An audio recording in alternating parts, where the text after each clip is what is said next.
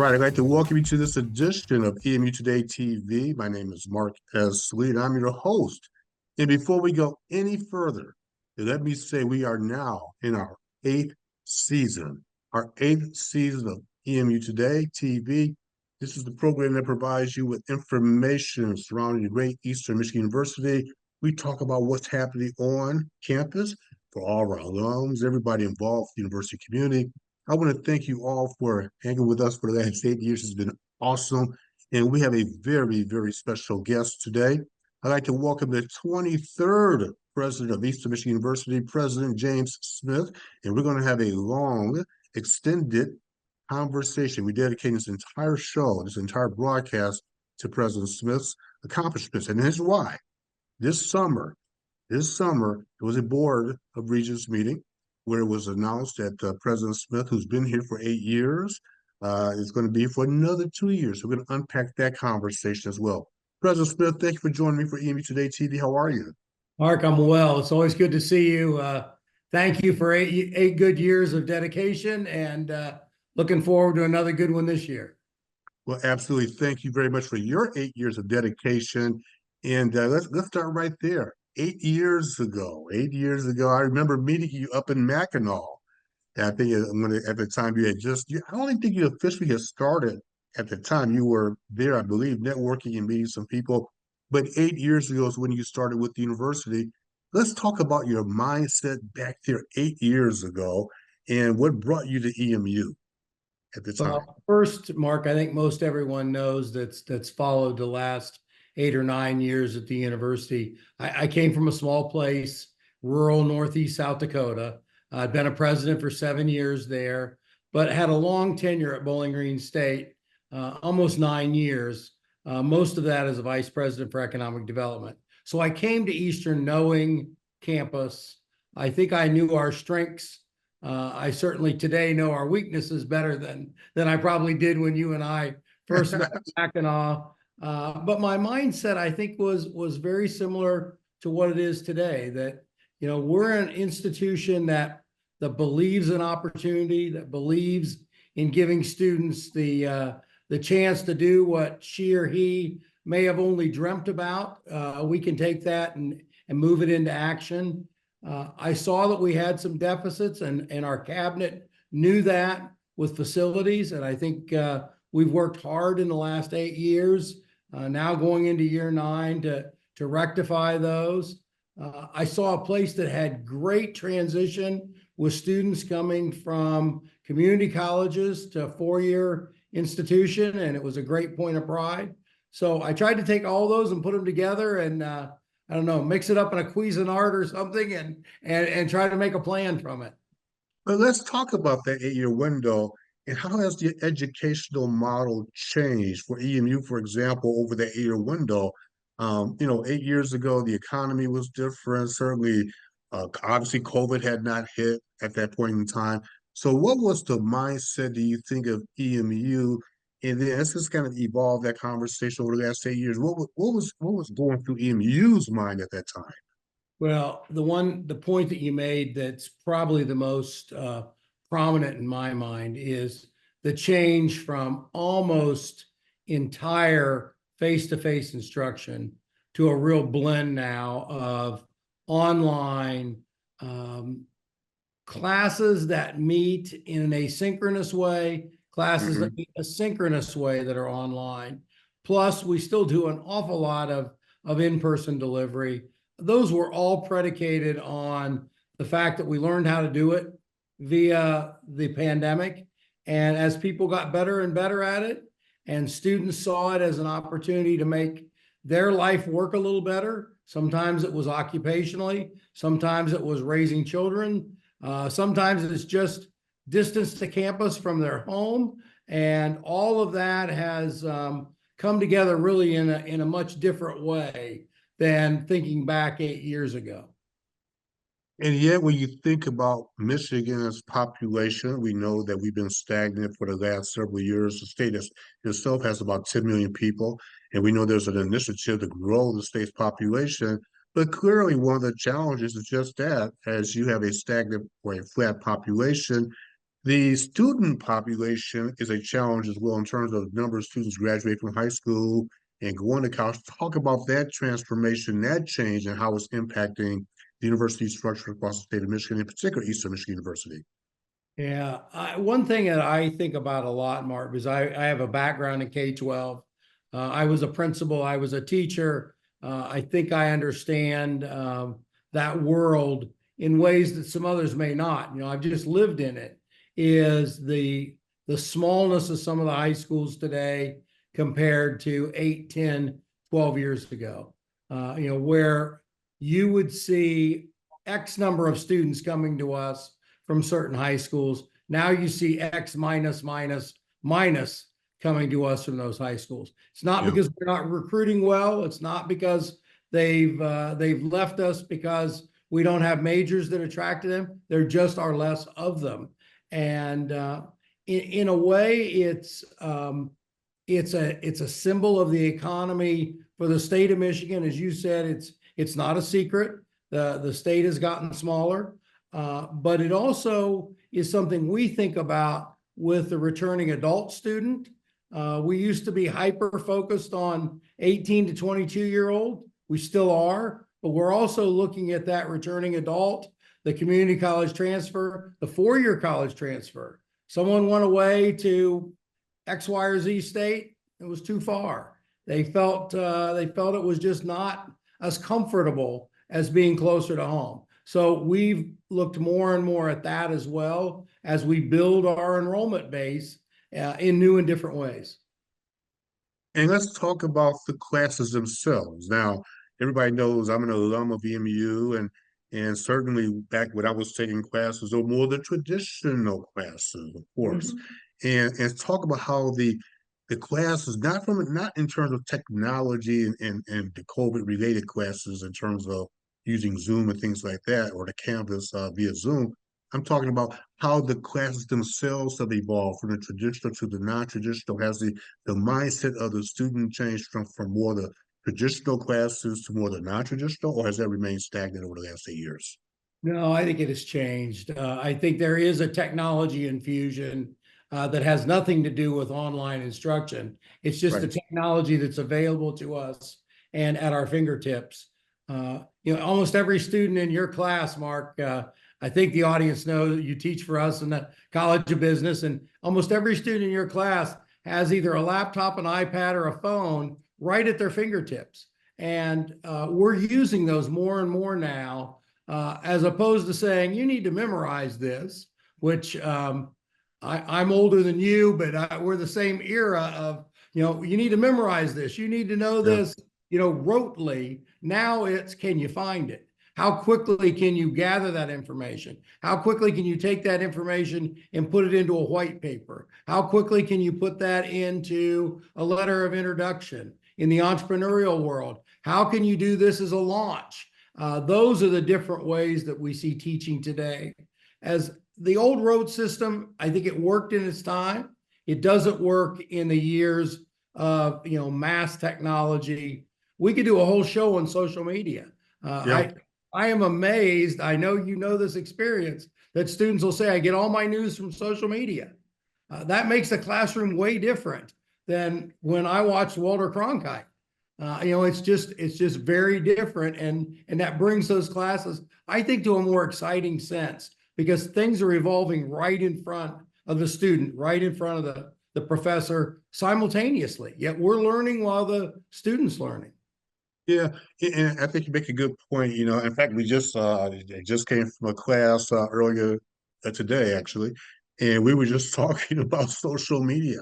And you're spot on in terms of how the students are consuming news. There's no question about that, how they're consuming information.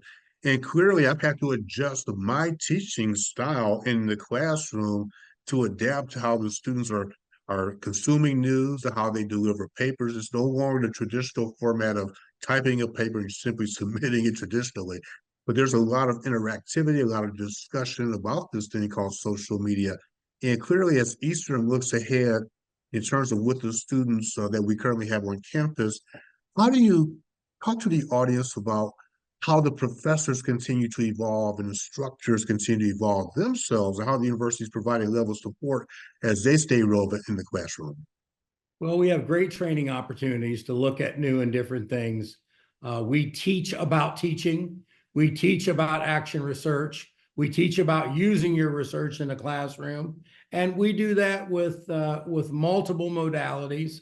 I think it does make faculty feel more comfortable trying something that someone, it's a colleague, has done and has done differently. Maybe something we haven't seen, but watch them do it and how they've presented it. And then how does that fit and become packaged by the student? I think sometimes, and maybe this is reflective of my teaching, if I taught it, I assumed that, everybody absorbed it, everybody caught on to it. And now we can see more vividly whether that's true or not true. When you do small group activities, it's quick to discern something didn't go as it should have gone because that small group missed XYZ concept. And I think you see it more vividly, more quickly, as opposed to just a midterm or just a final. But one thing I want to insert here, Mark, because I think the audience would be interested in this. Clubs and organizations are just as powerful on campus today as they were in 1978. The need, the want to affiliate is incredibly high by our student body. We had Eagle Fest, which I know you know. We put tables all the way around the ponds by the student center and now the new Lakeview apartment complex. Well, it was thunderstorms were coming. So we moved it all inside the student center. There were hundreds and hundreds of students looking for that club, that organization, that extracurricular that they want to be part of. So as things change, some things stay the same. Obviously, the organizations are different than they were 20, 25 years ago, but the power of affiliation is still really important to our students. And I think that's one of the bragging points for EMU is that we make those clubs offerings open, available, and well-known to students. And yet the needs are still there. I mean, times have changed, like you said, 1978, but the basic needs are still there as well. I mean, one of the programs that EMU's done a phenomenal job is in this area called, I think, the Swoop Pantry, the EMU Pantries, all right, providing, certainly there's some food challenges when it comes to certain things, and people donate to the pantry to help our students continue to thrive in that area. I mean, I agree. I think that the needs for the affiliation is strong, but all the needs are still there for the students, from the Swoops Pantry to the mental health support the university supplies. Talk about the challenges in that mental health support phase and how EMU is addressing that with its students.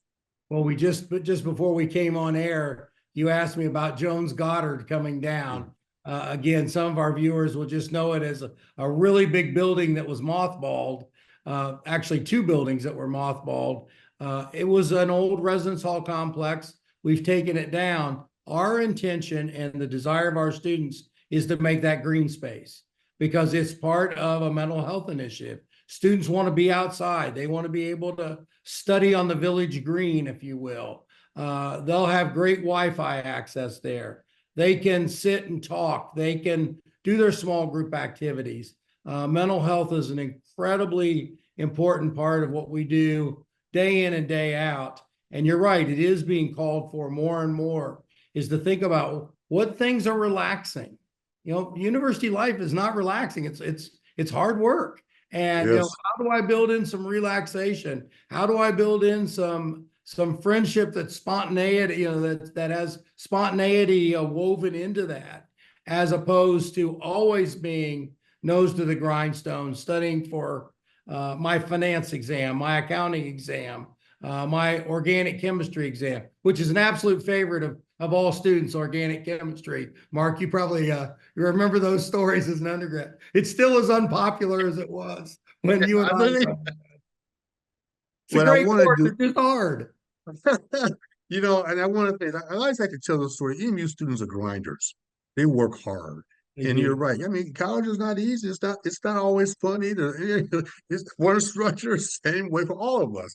But yet that bond that the university has. And I appreciate what you have done under your leadership to reach out to the students, to make them feel secure, to make them feel warm, to make them feel accepted on campus. And I think that's one of the unique opportunities for EMU. And in fact, what I'd like to do is what we're going to do is take a real quick break, and I want you to watch this 60-second commercial about Eastern Michigan University. When we come back, the special conversation with President Smith will continue. Welcome to tomorrow. Opportunity knocks to awaken us, asking who we will be. What will we answer? It's time to rise to discovery, to nurture what excites you, to work in tandem, to gain a deeper understanding of what connects us all and move us forward. It's time to test our resolve, to achieve every day in every way, to challenge every bit of what we believe we know. The goal, to become more of the most remarkable individual you are. The gleaming new buildings on this campus rise next to ivy-covered walls that remember. This university was founded on a tradition of the greatest discovery we can make together. Who you will become next. Eastern Michigan University. Be true. EMU. If you're just joining us, we are honored to have President James Smith, the 23rd president of Eastern Michigan University, and we're continuing the conversation about what's happening on campus, a very special in-depth conversation with him. And President Smith, one of the things I want to ask you about is the transformation of the campus. There's a lot of investment that's taking place. What I'd like to do is to get your perspective, especially in the housing area. There's a lot going on over there. I'm going to turn over to you to talk about the investment in terms of on-campus housing and other things that are happening on campus as well. Well, thanks, Mark. First of all, I think most people would know that no campus. We've had a nice run in academic facilities with Strong Hall and Sill Hall being completely transformed. We've done smaller projects in other academic settings, and then we have the capital outlay dollars to begin Roosevelt Hall, which will be a continuation of our work at Sill. But we knew our biggest Achilles heel, if you will, was housing that was great 50 years ago. And literally, I say that and people think I'm kidding. It was really great housing 50 years ago.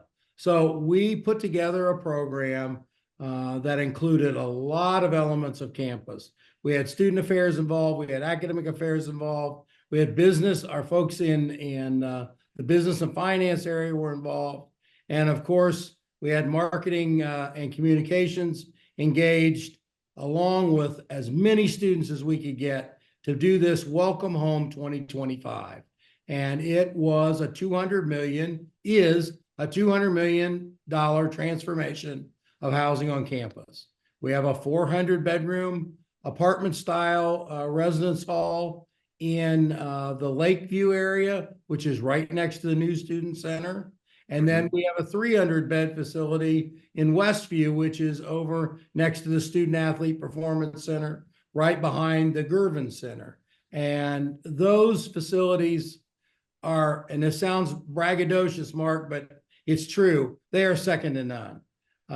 They're what students wanted. Students designed them. Students designed the furniture. They are furnished, so you don't have to carry beds in. I'm telling you, fathers have never been so nice to me on move-in day that they weren't carrying a futon up to the third floor of a housing unit. But we also remodeled all of the other units on campus. So everything now is air conditioned. Everything is high-speed internet. We've really tried to look to the very smallest of detail to make the experience for the students the best we can make it, because they come here and spend a lot more time in living environments than they do in our classrooms. And we wanted to make sure that the classroom experience, that we knew we were giving them high tech, with some high touch features, wasn't being mirrored in the housing side. So now we can say we've been able to accomplish that on both ends of the continuum. And what has been the initial response from the students? Classes have been in session for 3 or 4 weeks right now. So what's been the initial response from those students as they've entered into the new facilities? Well, some of your listeners and viewers will know Mike Valdez, our CFO, and Mike was just walking through the Lakeview apartment building, and evidently one of the students recognized him and said, "Sir, this is like a high-end condominium." And All Mark, right. and Mike said, as you'd suspect, Mark, Mike's response was, "And that was totally our intention. That's exactly the way we wanted to be perceived." So I think we're seeing very positive responses.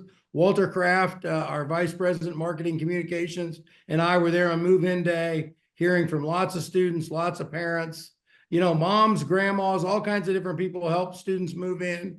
And I think almost to a person, at least in my case, to a person, we heard nothing but highly positive. It's nice to move in when it's cool and it's not 105 degrees in the lobby. Yes. So Yes. we heard a lot of really good positives.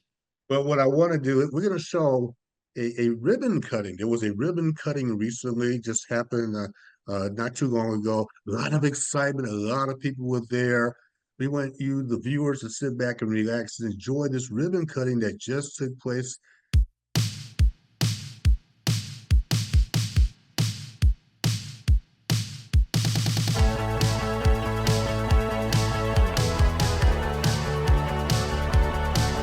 We're here to celebrate something very special in Eastern Michigan University history. It's not often that we all get a chance to us gather and celebrate such a significant and transformative event as the Welcome Home Project.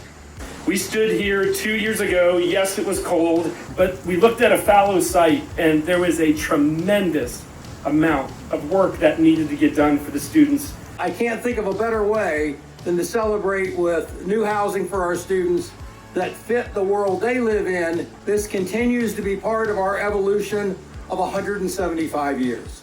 2, 1, hut!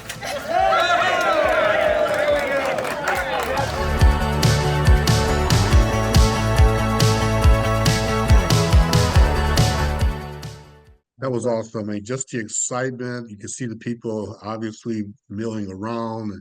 It's a great facility. I have President Smith seen it firsthand, walking around the campus.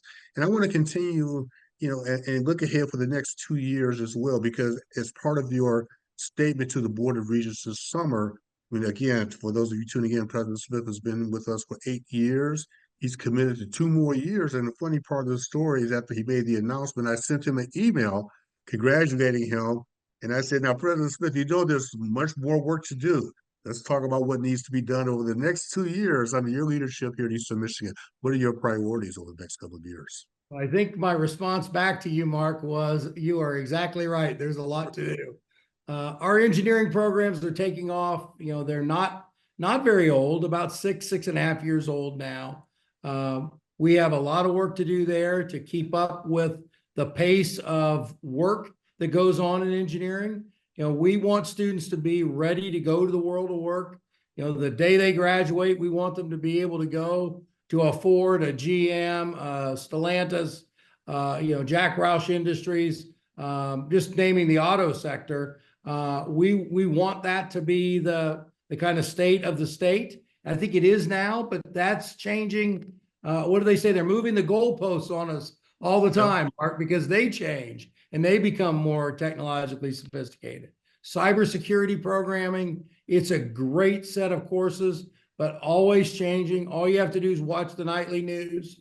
A school district's been hacked, a hospital's been hacked. We want our students to be able to go out into that bank or insurance industry and stop that, and being the value added that they would be as a new employee. We're continuing to look at programming that not everyone may know about. For example, we have a forensics program, which is, think of high school debate on steroids. We want to make that better and better because it helps our students immensely in multiple fields, but certainly in the field of law, for example, where you have to prepare a debate in a sense with your opening and closing arguments. We want to continue our work in community engagement. I'm giving you a long list here, Mark. I got a lot of work to do. You got a lot of work to do. our community engagement work has to continue, and one that I would be remiss not to mention is if your viewers are not listening to WEMU, I encourage them to do that. It's a world-class radio station. Now I want to get them in a world-class working environment. They don't have the greatest studio in the world. That might be the understatement of my entire program here today. We want to get them in new space. That's one. They're the #1 public radio station in Michigan 2 years in a row. And we really want to get them in space where students can see them and interact with the on-air personalities, maybe do a gig with the on-air hosts. But we want to get that done. And then, of course, we want to keep doing our philanthropy work. The folks that give to the university, those scholarships transform the life of the student they give to. And That's awesome. a chemistry book, you know this because you're with students, a chemistry book is multiple hundreds of dollars now. Whereas there was a period when a chemistry book was less than $100. So we want to keep doing really good work in the philanthropy space. Our Give Rise campaign is over. We raised more than $100 million, but we still have to keep doing good work for our students, for our faculty, for their laboratories, so that we can do that cutting edge preparation. The world of nursing is needed. We have to help put more and more students out into nursing and healthcare. So there's a lot on my, as my grandmother would say, there's a lot to say grace over on my plate. And I'm going to do the best I can between now and June of 2026. Well, I would be remiss, President Smith, if we did not talk about, obviously, it's been in the news quite a bit the last couple of years. We've had a past conversation about as well, but campus security. If we could talk about, if you don't mind, the campus security looking ahead and how the university continues to address that particular area as well. I know you know this, Mark, but I'm going to say it for the viewers. We have over 1,000 cameras on campus. There was a time where Big Brother would be the comment. Our students say to me, what do I care? I photo my breakfast and put it on Facebook or Instagram, or if I can think of a cool dance, I put it on TikTok. The students want us to be able to see what's going on campus so that if something does go awry, we can react to it instantly. And we've been very, very strong in our response times. We have Zero Eyes, a new program that identifies a handgun before the handgun is ever used, long gun, any kind of rifle or automatic weapon, it can identify, and we've hooked that system up to our digital cameras. We also have a large police force, and we're working to have, I can't make the announcement yet, but we're working to have a new addition to the police force pretty soon. And I think students and faculty and staff will be excited about that. But Chief Lige and his team do great work. I have stopped for a late, my plane's late and I run into my office at 2 a.m. to pick something up. I feel as safe on campus. I live on the edge of campus, but I feel safe because I know what these women and men do to keep us safe. And it's a good feeling. Talk to, as we wrap up, we have a couple of minutes remaining. Talk to our alumni, those who are tuning in. I have people, alumni who actually stop and they watch this program. What do you want to say to them? Under your leadership, what do you say, whatever you want to say to our alumni as well? Well, one thing I would say is thank you for the support. I've had great support from alums. We were just in Seattle for the University of Washington football game, and we were able to see alums that are out on the West Coast that we don't often get to see, Pacific Northwest. It was great to see them. But the one thing I think I would say, and I do try to say to alums, is think about your industry cluster and how could an EMU student be a fit in that job classification that you're searching for, whether it be in the IT sector, whether it be in the healthcare sector, whether it be a public school teacher, a public school administrator, a business, an entrepreneur. Some of the small businesses that you work with, Mark, they're only going to hire 2 or 3 people in their first 5 or 6 years. I would love them to have one of those 2 or 3 individuals be an Eastern alum, be a recent Eastern grad. So think of where you were as an alum, and then how about hiring one that's just like you, but maybe a few years more recent to graduation, And a little bit smarter than me. and a little bit smarter than the president. You know, President Smith, I want to take this opportunity to personally thank you. I've known you, like I said, the entire time you've been here. First of all, for the 8 outstanding years you've given this institution, this university. We look forward to see what the next 2 years under your leadership will bring. And I just want to say, again, personally, we thank you. We appreciate you. We appreciate all your hard work. And as we always say, to EMU, and you have 30 seconds to say whatever you like to say in closing as well. Well, I would just say, Mark, and we've mentioned this a little bit, that my contract has been extended to those 2 years. I've always said there was a certain time in my life when doing something different would be important. It's not that I don't love what I do. I love what I do. But maybe it's time for a newer, younger face to do this after the next, I don't know, 19 or 20 months. So I'm going to keep going as hard as I can go till the very end. And then we'll hand the baton over, and that person will be very, very fortunate to work on a great campus with great people and keep us rolling forward. And I know that will happen. President Smith, I want to take the time to thank you for joining me in a special edition of EMU Today TV. For all of you tuning in, we appreciate all of you for tuning in. Go out, make it a great day, make it a great week. Hey, students, welcome back, by the way. Welcome back. Have a great semester, and we will check you out next time on EMU Today TV.